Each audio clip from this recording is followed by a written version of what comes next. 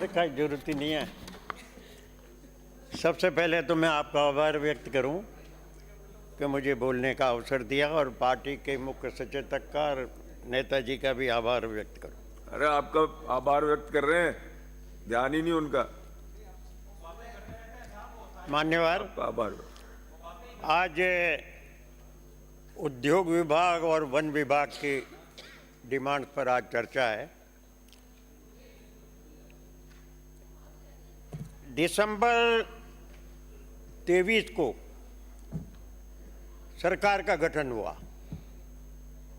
और गठन होने के पश्चात से आज तक जो सरकार ने विकास के काम के नामों पर जो भ्रम पैदा किया, उस भ्रम को मिटाने के लिए सरकारी पक्ष ने, चाहे उसमें पूरी कैबिनेट हो और चाहे उनके समर्थक हो, एक सच बेधड़क एक चैनल चलता है और उस चैनल पर एक नारा दिया, एक अभियान चलाया योजनाबद्ध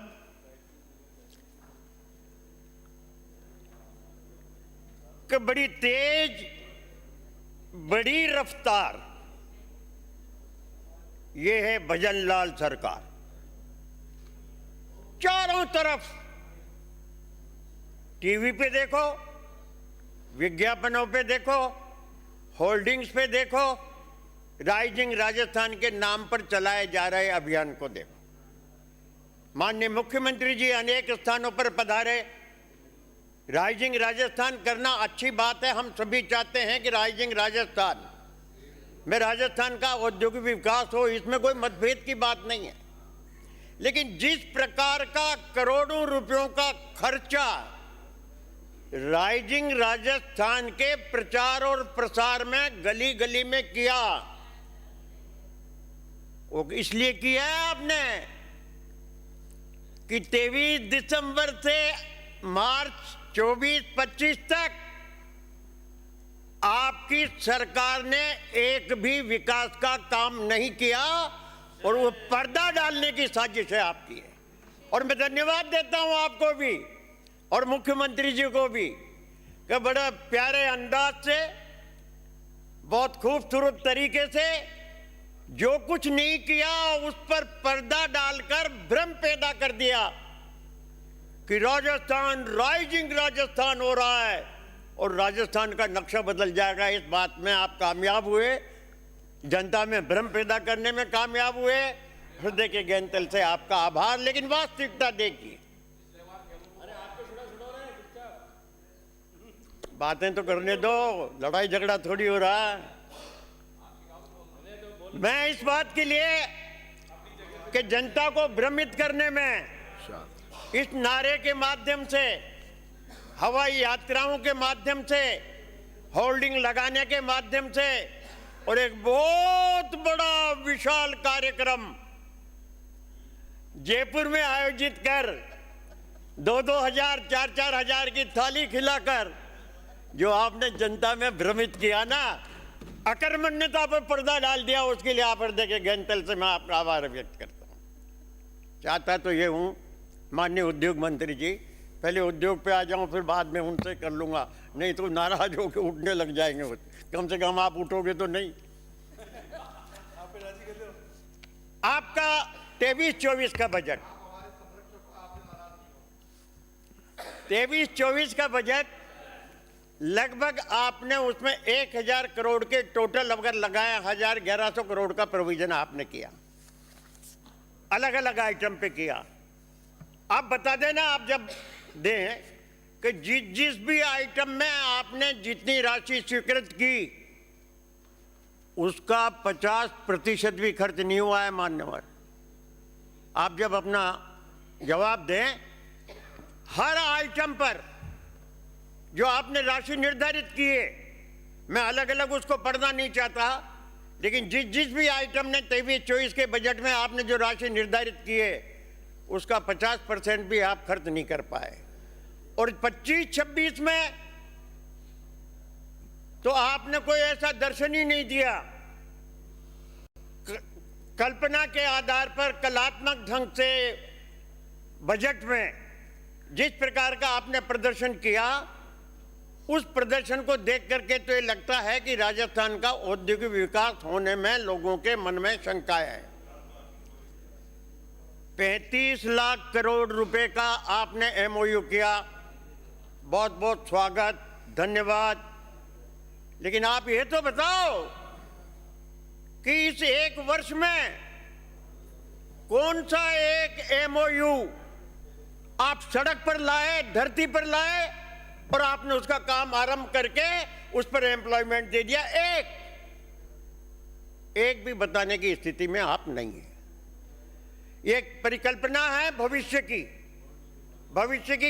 परिकल्पना साबित होगी आज से 3 और 4 साल बाद, लेकिन वर्तमान में लाखों करोड़ खर्च करना, हजारों करोड़ खर्च करने के बाद हम एक भी एमओयू के एक भी बात को सड़क पर, धरातल पर नहीं ला पाए। ये आपको इस पर सोचना है। अभी बता रहे थे सोलर एनर्जी की, सोलर एनर्जी का जो अभी पारिक साहब ने जो आपके सामने बताया, सोलर एनर्जी आप लगाइए।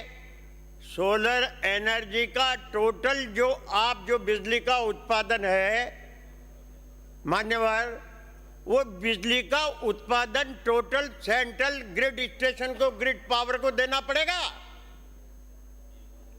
जमीन आप दोगे, पैसा आपका है, काम आपका है, और फैसला करेगी भारत सरकार कि वो अडानी जो भी है, अडानी हो, दूसरे हो, माधवानी हो, प्रेमचंदानी हो, वो उस बिजली को किस कीमत पर देंगे, ये फैसला भारत सरकार करेगी।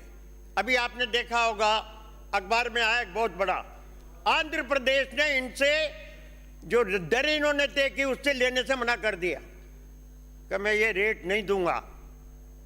तो हुआ क्या, भारत सरकार इतनी मेहरबान हुई कि उन्होंने 35,000 करोड़ का जो टैक्स जो अडानी पर लगा हुआ था उस बिजली सप्लाई में, वो माफ कर दिया और कहा कि इनको सस्ती दे दो। तो आपसे भी मेरा विनम्र अनुरोध है, बिजली की आवश्यकता को देखते हुए, इन सब बातों को देखते हुए, कि आप मेहरबानी करके भारत सरकार से भी संपर्क करें कि जिस प्रकार सस्ती बिजली आंध्र प्रदेश को आपने जो टैरिफ लगा रखा है उन्होंने बिजली सप्लाई पे, जो ये सौर ऊर्जा की जो बिजली है इस पर वो भारत सरकार का टैरिफ है, उस टैरिफ को माफ किया।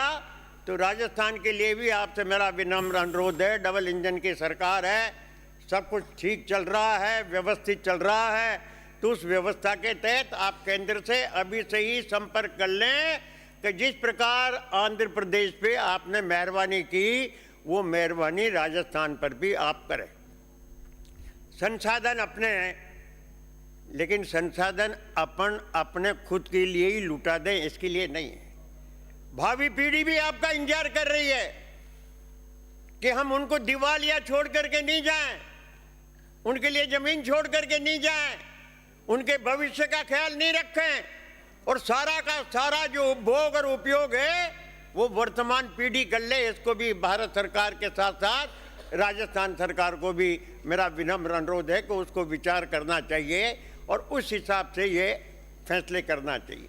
छोटे उद्योगपतियों का, जो लघु उद्योगपति हैं, उन लघु उद्योगपतियों के लिए भी आपको विशेष कंसेशन दे करके उन छोटे छोटे उद्योगपतियों को पनपाने के लिए जो भी आवश्यक इंफ्रास्ट्रक्चर है वो आपको उसके लिए देना चाहिए, ऐसा मेरा आपको सुझाव है।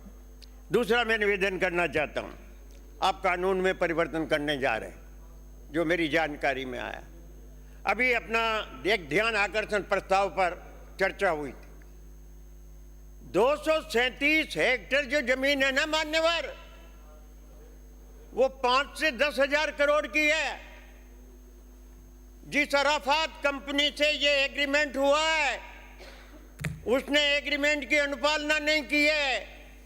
2014 में राजस्थान की सरकार ने, आपके रिकॉर्ड में शायद वो कागज ना हो, आपके रिकॉर्ड में शायद उस कमेटी की रिपोर्ट गायब हो गई हो, ब्राजी प्लीज। 2014 में इस सरकार ने फैसला किया था।